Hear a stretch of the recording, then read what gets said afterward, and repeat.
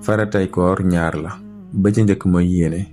yéene nag lu ñuy fas ci xol la waaye lu ñuy fanaanoo la maanaam lu ñuy def la laata jàpp di jot maanaam laata waxtu wi koor gi di tàmbali ci fajar gi laata waxtu woo di jot nga koy fas ci sa xol bu fekkee nag lu mel ne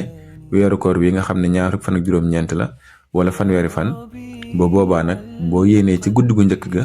fas yéenee woor weer wépp loolu it boo ko defee baax na kon loolu mooy farata bu njëkk bi bu ci manqué koor gi baaxul